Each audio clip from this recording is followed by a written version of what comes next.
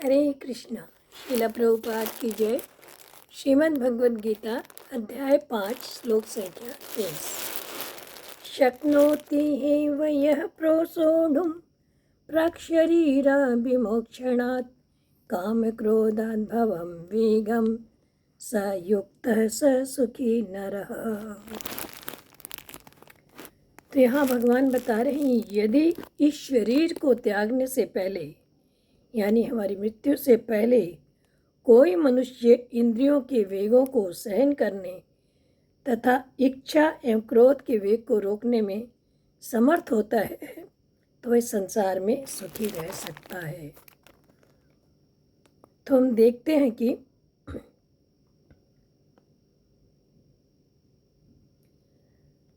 हर व्यक्ति सुख का अनुभव करना चाहता है और सुख पाने के लिए वो हमेशा इंद्रिय भोगों की तलाशों में रहता है।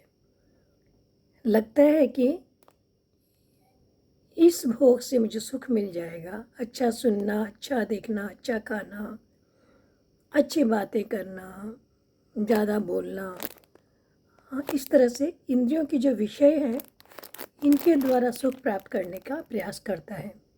तो पिछले श्लोक में हमने देखा कि जो बुद्धिमान मनुष्य है वो इन सब में भाग ही नहीं लेता, क्योंकि वो जानता है कि इनसे मिलने वाला सुख कभी भी चिरस्थायी नहीं होता।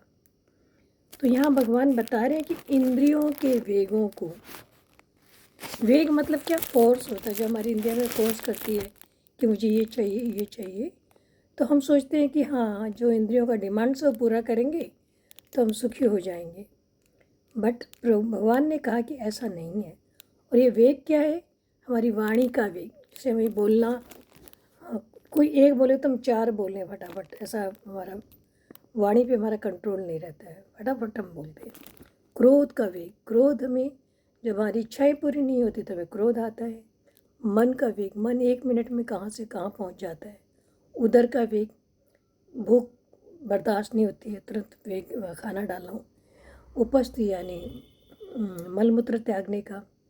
जीवा का वेग, स्वाद चाहिए जीवा को। इस तरह से हमारी ये जो इंद्रियों के विषय है इन्हें रोकने का प्रयत्न करना चाहिए, इन पर नियंत्रण करने का प्रयास करना चाहिए।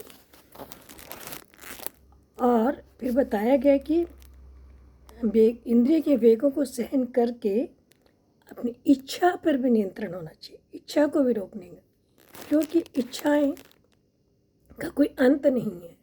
एक इच्छा पूरी करेंगे दूसरी खड़ी हो जाएगी। इस तरह से इच्छाओं का कोई अंत नहीं है। इच्छा पर हम कंट्रोल करेंगे तो आगे हमारे बहुत सारे, जैसे क्रोध पे, हमारी इच्छाएं जब पूरी नहीं होती तो हमें क्रोध आता है और क्रोधित व्यक्ति का सब कुछ सर्वनाश हो जाता है। क्रोध और ये इच्छाएं जो है हमारे शत्रु बताए गए हैं शास्त्रों में, ये हमारा पतन कर डालते हैं। तो वास्तव में भगवान ने बताया, अगर कोई सुखी रहना चाहता है तो उन्हें अपनी इंद्रियों के वेगों को सहन करना, यानी हमारी इंद्रियों की जो डिमांड्स है उन पे नियंत्रण करना है, इच्छाओं पे नियंत्रण करना है। और इच्छाओं पे नियंत्रण जब होगा तो हम क्रोध भी हमारा शांत हो जाएगा। इस तरह से हम इस संसार में सुखी रह सकते हैं। तो भगवान ने सुखी रहने का हमें फॉर्मूला दिया है कि अपनी इच्छाओं पे नियंत्रण करो।